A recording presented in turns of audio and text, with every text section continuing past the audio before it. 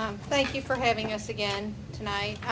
We wanted just to do a quick update from last month with the board meeting last month and some of the concerns that were expressed and some of the things that we were implementing and shared with everybody.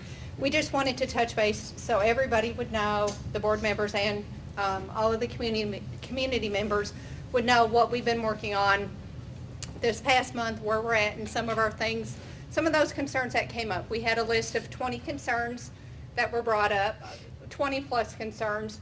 Those were shared with the administrators meeting on that following day with all the principals and the schools were present there. So that way we could have that open communication with the schools too, so we would all be on the same page. Some of the things that we changed and implemented immediately this past month have been a revised visitor screening procedures for the visitors as they enter the doors to any of our school buildings. We've revised those intercom procedures to make sure that people are asked who they are, what their purpose is for being in the school. And we've really stressed that even if they know us, we want to be asked the same as anybody else in that community. So if I go up to a door, they're going to ask me my name and ask me my purpose in the building as well. And all of our schools have been doing that. We have reviewed our Safe Schools Committee's work at each of our 5 schools. There's a new Student Safety Council at the middle and the high school. So that way we can have some student voice in some of the safety issues too, because a lot of times students still think of things that school personnel may or may not. So it's just bringing in those students to work with the faculty members on that. And it's not that we're trying to keep elementary out of that, but we're starting at the middle and the high school level where those kids tend to have more of a voice. And then we'll take that into the elementary level with some of the older kids there. There's a place standing safety item on every site-based agenda meeting for their regular monthly meetings. They'll be discussing safety there. And then at the same time, we'll also be including safety on a regular basis on the regular board agendas throughout the year. We did implement the Adopt a School program with both the KSP and the local law enforcement, and that was something that started in process prior to the last board meeting, but didn't get implemented until after. Mr. Gabbard, if you want to tell a little bit about that program. That program, I spoke to this last time, but the KSP Adopt a School program, basically the essence of that is increasing visibility of any law enforcement personnel on a campus. We're fortunate enough that we actually had that in the works before the tragedy even hit at Marshall County. It's something that had come on the radar, and they were working to get as many schools in there as they can. I've already had contact with 3 state troopers that live here in the county. We've walked several of our buildings already. They are on shift and off shift sometimes on the campuses. It's not just KSP, the local law enforcement, as schedules allow, are trying to be visible in on our campuses and during certain times of the day, and it's becoming a really good partnership. I just tell you, okay, and it's been noticed. Okay, I mean I'm sure the first time I walked around with Trooper Brumback at Sand Gap, there was some comments made somewhere, I'm sure. And when we talked, I walked around with Trooper Townsley at the high school. We stayed up there for probably 2 hours, and I'm sure there were, what's going on. The big thing is, just because there's law enforcement on campus does not mean there's an issue. It's preventative, and I'm going to be honest with you, 95% of the time they're there, there's not going to be an issue. So it's a really good partnership, and we're looking forward to just doing it. And again, they're limited too. We all got to realize that they're limited. Their schedules are limited, their funding's limited, and they come when they can. But it has been so far. I mean, those guys have been gracious enough to come in even when they're off shift, and come and be a presence on the campuses. So we appreciate their cooperation. And then back on March the 5th, we had a district representative attend training on the Stop Tip Line program. And Mr. Gabbard's got a binder on There's a that. binder here, Real quick. and the board will be taking this up tonight and doing some action on it. The Stop Tip Line is sponsored by the Kentucky Center for Safe Schools. which I've worked with for many years. This is actually their website that we pulled up here. Pretty sure the last meeting we had, the last board meeting, we had this website up and we were showing different people all the information on there. Parents, we've got some parents here tonight. That's a great website. That thing has tons of information just for parenting and what you can do to help your children in any situation they incur, some of it outside of school, some of it just, home situations that might occur. There's great resources there. But let me just discuss this. This is a online prevention tool. And what this is going to allow anyone, it's not just for students, it can be students, parents, community members, whatever, if they see a potential issue, this provides a reporting mechanism online. And I could go into a lengthy detail on it, but I'm going to be really brief about what this is. Our school district, when this is approved by the board, will enter into an agreement with the Kentucky Center for Safe Schools, who sponsor a website, okay, which is an online tip website.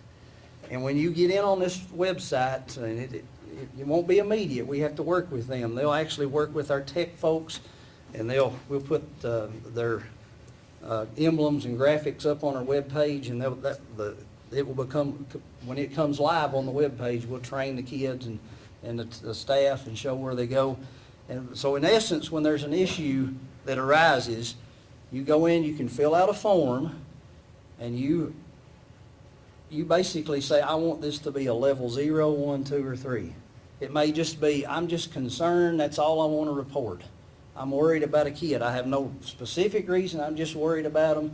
You can do that and it'll come in on that tip line. Or it may be something that's, an immediate threat. If you know there's going to be an immediate threat at the school, then you can take that online. Although I will tell you, if you know there's going to be an immediate threat at school, when you go in there and put that on, you have to put your name. And it will say you must call 911 right now. Okay? So it kind of takes you through the steps based on the level of threat that it is. Okay? So it's got kind of a screening mechanism in it to keep false reports out, if I could say it that way. Because there are some people that would love to put false reports in just to get kids in trouble. Okay? So there is a screening mechanism within that. Multiple schools are going to this. There's quite a list that's come on board, and we're fortunate enough to have been able to send a person to a training. They come back with it, we discussed it, and we put it for the board for adoption this evening. Okay? We think it's going to be a good program. We really do. And that is number 5 on the agenda tonight for the board approval, just so y'all know that part. We've also conducted a district-wide crisis management review with EMS just this past Monday. I don't know, do you want to elaborate any more on that? Well, let me just, we're kind of tag teaming this. I step out and step in, okay? All right? It's like a tag team wrestling match up here. We'll tag in and out.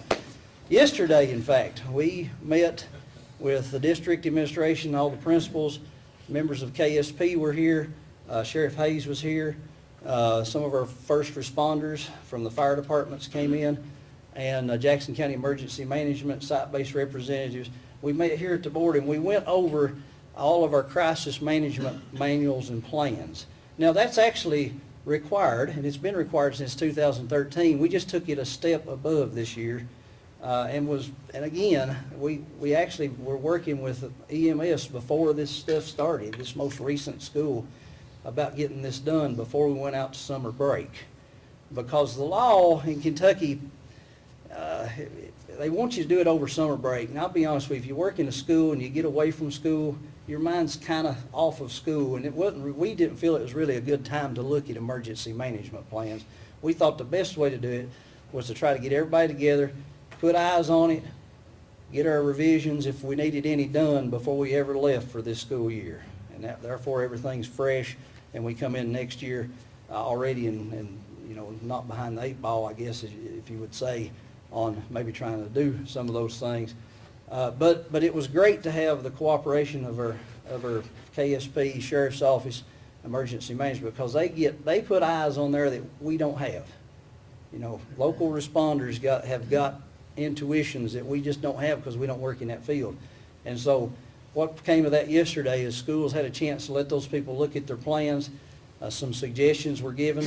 They'll go back before a Safe Schools Committee, then go before site-based for approval of the revisions. When those revisions come out, as is required, and they've got them, but as is required, you'll have, the plans will be given to the EMS office in McKee, the sheriff's office in KSP Richmond Post, okay? I will make this little disclaimer about emergency plans. Everybody says, well, you need to give them to everybody. It's not a best practice to give your emergency plans out to public, because there are people that would like to study them to figure out how they can crack them. Does that make sense? So that's you know, I want to make that little disclaimer there. And in those plans, there are specific protocols for specific children that may have a disability. And because of that, they're confidential too, in a sense, okay? So that's the reason, you know, I had a few people say, well, why couldn't we come and look while we was looking there? There are a couple reasons that they can't let everybody in, okay? You can come in, I'll show you fire drills and the procedures like that, but when it comes to individual kids' plans, I can't show you that. And there's other things they just don't want you to publicize out there, because these crazy people are looking for anything, okay? All right. We'll just stay right there, because the next thing that we did is, we did purchase additional wands Yeah. for the schools right now. There were 4 in the system, and we did purchase 6 additional. May have so been until wanded. wands. All right. These, you know, we had a really great parent last meeting that gave me information about the attorney in Corbin that was, you know, I had some detectors and things we could get. We actually went a step above and beyond that. I researched the detectors they had. They were fine, but these are the best of the best. The Garrett's, you'll see these. The cops use them, Rupp Arena, all these big venues use Garrett's, okay? So we're fortunate enough to get these. I actually had one of these in there yesterday at our meeting, and the KSP trooper said, boy, well, you got the top of the line there, okay? So that made us feel good about the comment. But those are now available, and we're looking at procedures for how to use them. There's a little hoop legally what you can do with them, but we worked through that. And if you want to jump in on this next part with the 60 days? Well, it's looking, the first thing is that we are looking at the legalities with the wands and doing random searches and implementing everything properly, the proper procedures within the schools and all that, because we've got to make sure that whenever we go to do any random searches, that we are following the law with it and that we're not breaking any of that. So we've been in contact with KDE and the Kentucky Association of School Administrators with the guidance on that to conduct the proper random searches that in the future you'll start seeing to happen at Jackson County High School and the middle school will be the initial places. There will still be at times that there may be random individual searches that if we've got any suspicion on something, there may be a child that gets pulled in to the principal's office or a private location to be wanted when they come in. So that has happened in the past. We are looking at setting up a district safety walk and conducting one per school prior to the end of the year. And administrators from one school will be visiting another school to conduct those walks, because you can be too familiar with your own building. So we want to have the administrators go through the other buildings and give a fresh, clean eye on that building and see, are there any safety concerns out there that maybe they may pick up on that school has it. So we will be doing that prior to the end of this school year, and that'll be done in all of our schools. We will implement the STOP program that Mr. Gabbard had shared with us. After it's been board approved tonight, there will be a contract agreement that goes back to the Kentucky Center for School Safety, and then that process, we're not exactly sure how long that process takes to set up, but hopefully that STOP program will be up and running prior to the end of this school year, which I would think that it will be with how much time. We are researching through the Kentucky Center for School Safety about some additional training for bus drivers and for the bus assistants for this summer. We're working with the Director of Transportation, Kathy Spurlock, on that. Also researching with the National School Safety Advocacy Council programs, conferences, and trainings that are available out there, and things that we can tap in for some additional information to see what else we can bring to the county. The implementation of a district camera system live feed for the Jackson County Emergency Management. When we've done the active shooter training in the past, our technology department was able to give emergency management access at that point to view our cameras live at the 911 center up there. And what we're looking at now is going and looking at the agreement with them and getting everything signed and set up, that at any time they can access our camera systems live without needing to contact our technology department to get that permission and to have one of them give them that access. They would have all of the codes to have that access immediately. So if we have an emergency in our schools right now, they can access the cameras immediately rather than trying to contact and get that set up. So that's one of the great things that we should be able to get taken care of quickly too. Working with the EMS on the signage of the schools as far as doors and windows, just so they would know in case of an emergency, a certain door or certain windows that they need to go to, or where the problem may be located at that point, or if medical attention is needed at a certain area in the building, they'll be able to know exactly where that is by having signage set up around on the building, so they know which doorway or which window and room that they need to go to for that quickest access points with it. And looking at 3D mapping of the schools. Do you want to explain the 3D mapping? Yeah, 3D mapping is something that's new, but basically a team can come into your building and basically build a virtual model of the building. And if you ever have an incident where you have to call law enforcement, they come into the building and they've got that technology that they can just see. You know, you say we got this situation in room 16, they'll know exactly how to go through that building through a handheld device. It's a 3D map of the building that only law enforcement will have, and that technology's now been built. Obviously, you know, you can go to your street and probably see yourself sitting on a porch right now. All right, but that technology is within school buildings for law enforcement, and their EMS is getting back with us on that and seeing what they can do to help get that done. And all of those are things that we want to see implemented prior to the end of this school year. And all that. I know we're winding down pretty quick on this school year, but we think that we've got a pretty good shot at implementing all of those and all that with it. Then some of the longer term things that we're looking at implementing hopefully prior to the start of next school year, and things that we're looking into and researching, would be the post program, and we're researching that with Sheriff Hayes, the legal requirements, such as everything with the program implementation and what it would take and all that. So we're working closely with Sheriff Hayes on that, and he discussed that a little bit whenever we had met. So we're going to research that more. Implementing district-wide safety audits for each school each semester next school year. With it, research the effective mentorship programs for identification and assistance of the at-risk students. And in combination with that, one of the things I didn't mention earlier too is we work closely with the mental health partnership that we have with the Cumberland River Behavioral Health. That's an ongoing thing. We've done it all year long. It's continuing, and that's something that will continue, and then using some of that to help with this mentorship as well with it. We want to go through all of the red zones? Yeah, so I'm going to finish that. Either way. Okay. Another thing that we're looking at, there's something called a red zone that you can put in each individual classroom. It's really used for a lockdown, and it's a research-based thing on where's the best place to go in the event of a lockdown within each room. And what you can do is it's called a red zone because you can simply take red colored tape and mark that off on the floor. And therefore, when you say lockdown, the kids know to get inside that space. Throw textbooks up, throw desks up, okay? Because we were told yesterday that an active shooter really goes for the path of least resistance. So, you know, the KSP was telling us like 3 textbooks would stop almost any bullet that somebody could get. Okay, so there were a lot of different things. So we're looking at that. Obviously we want to do this, because one of the biggest things that happens with school safety is this. We hear about it so much we get used to it.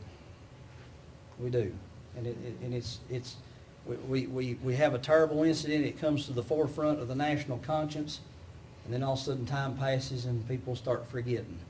So we tried to build into our plans, how can we keep this fresh in our minds?